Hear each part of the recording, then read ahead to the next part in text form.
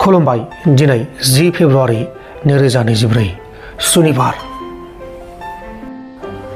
RPF CID हानजाया operation खालामनानै कान्चनजुंगा express ट्रेनाव सिखाव खावनो टार्गेट खालामनाय 5 सिखावफोरखौ एरेस्ट खालामदों। हमजानाय सिखावफोरनि मुङा जाबाय राजीव हुसैन, सन्जय सूत्रधर, राहुल दास, राजीव घोष आरो प्रदीप देव।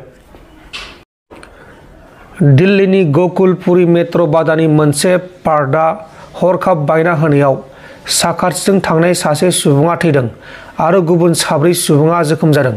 जाथायनि उनाव डीएमआरसी मेट्र' बिफाना थैनाय नखरनो 15 लाख रां फोसावदों, बांसिन जोखोम जानायफोरनो 2,50,000 रां फोसावदों आरो एसेल' जोखोम जानायफोरनो 50,000 रां फोसावदों। अमर सिंह ब्रह्मआ एबसुनि बिबानगिरिफोरखौ एबसु अफिसाव स्किम सेंसन खालामनानै लाख लाख रां जानोल' थायो होननानै बुंनाय बाथ्राया दुखुनि अनगायै जेबो बाथ्रा जानो हाया होननानै लैहोर ब्रह्मआ बुंदों। बुंनाय बाथ्राफ्रा नंखाय।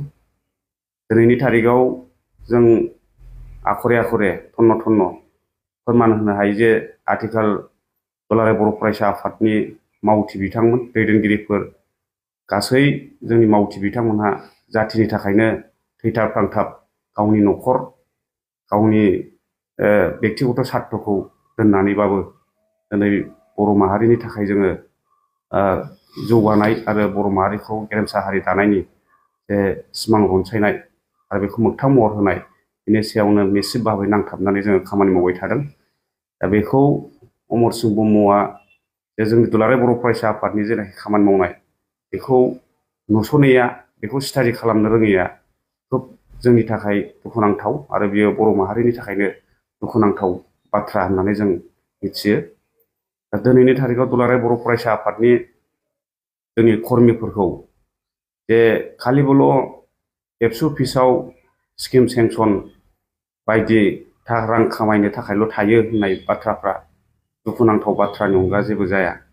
मानोना दिनैनि थारिखआव जों जेनाखि आनसलिकनिफ्राय दालाइसा आफाद, जिल्ला आफाद, मिरु आफादफोराव जाय बिथांमोनहा थायो, बिथांमोननि जेनाखि अबस्था, बिथांमोननि जेनाखि खामानि मावनाय, जाथिनि थाखाय नांथाबनाय, बेखौ नोजोर बोयोबा दिनै जों बिथांमोननो अमर सिंह ब्रह्म एसेबाबो मिथिहोनांगौ दं होननानै जों सानो।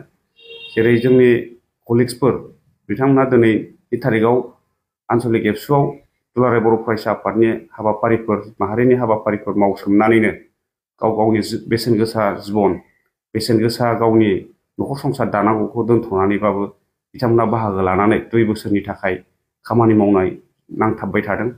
आरो बे बिथिंखौ नोजोर बोनानैनो दिनै अमर सिंह ब्रह्मखौ सोंखारिनो आरो दुखुनांथाव मोनसे खावलायनो गोनां बाथ्राफोर दङ। दा बेहाय दिनै अमर सिंह ब्रह्मआ मानो नोजोर होआखै? आनसलिक एबसुनि कलिग्सफ्रा मा जायो, मा थायो? दिनै जों जुदि स्किम मावनायमोनबा, गभर्नमेन्टजों मिलायनानै जुदि स्किम मावनायमोनबा, दिनै आनसलिक एबसुनि थाग्रा मावखुलिफोर जिहं-फाहं जानानै दं। आनसलिक एबसुनि जेनाखि कलिग्सफोर दिनै रिसार्च होनो थाखाय जोङो होनो हाया। आनसलिक एबसुनि कलिग्सफोरनो, मावथिफोरनो, जोंनि एबसुनि वार्कारफोरनो जों जेरैबायदि माने थांनाय फैनायनि सुजुग सुबिदा राहा होनांगौमोन, जों बेखौ होनो हायाखै। थेवबाबो दिनैनि थारिखआव जोंनि आनसलिक एबसु बा जोंनि एबसुनि कर्मिफोरनि जेनाखि सोलिनाय, गाव गावनि जा एसे माने कन्ट्रिबिउसन होनानै, सम होनानै खामानि मावनाय, बेयो जोबोद बाख्नायथाव आरो बेखौ नुस'नैया जोंनि थाखाय आरो माहारिनि थाखाय आरो अमर सिंह बुंनाया जोबोद दुखुनांथाव बाथ्रा जादों होननानै जों साननानै लानो हायो। मानोना दिनैबो जोङो फोरमान होनो हायो, दिनै जोङो दुलाराय बर' फरायसा आफादाव गावनि फिसाजोफोरखौ हगारदों। बिथांमोननाव मानो सोङाखै? दिनै मानो मिथिनो लुबैयाखै बिथांमोननाव सोंनानै? जाय बिथांमोना एबसुआव गावनि फिसाफोरखौ हगार हरदों, बिथांमोनखौसो जोङो दिनैनि थारिखआव साबायखर होनांगोन आरो बिथांमोनखौ जों साबायखरबो होयो दुलाराय बर' फरायसा आफाद हिसाबै। दा बे समाव जोङो मिथिगौ, जोंनि बिमा बिफाफ्रा मिथिगौ, जाय बिथांमोनहा एबसुआव खामानि मावनो गावनि फिसाफोरखौ, गावनि फिसाजोफोरखौ दैथायहरदों 2 बोसोरनि थाखाय खामानि मावनो, जाथिनि थाखाय खामानि मावनो, बिथांमोनासो मिथिगौ। दिनै गाव लोमजायोबा गावनि फिसाफ्रा एबसुआव खामानि मावनानै मुलि थरसे जाहोहैनो हायै अबस्था, मोजां मोनसे ट्रिटमेन्ट होनो हायै अबस्थायाव जोङो बे थासारियाव भुगिनांबाय थादों।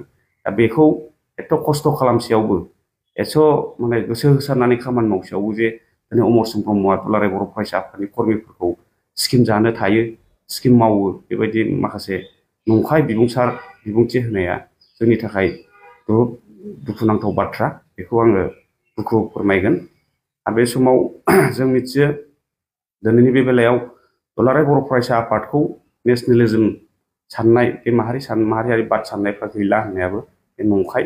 मानोना दुलाराय बर' फरायसा आफादनि जे थान्दै जख'न्थाय बा दुलाराय बर' फरायसा आफादनि बोसोरसालियाव जथुम्मा कनफारेन्सफ्राव बेबायदि डेलिगेट सिटिंआव जोङो सावरायनाय जायो जे माहारि थैनाय थांनायनि सायावनो जों बांसिनै नोजोर बोनानै जों सावरायनाय जायो। आरो बेखौ जे थांखिफोर लायो, बे थांखिफोर लानायखौ जों प्रेक्टिकेल खामानि मावनायनि गेजेरजों जे 2 बोसोरनि थाखाय जों आपडेट खालामबाय थानाय, 1 बोसोराव रिपर्ट लानानै 1 बोसोराव बबे थालांखो, बबे मावफुंजाखो, बेखौ नोजोर बोनानै जों खामानि मावबाय थादों।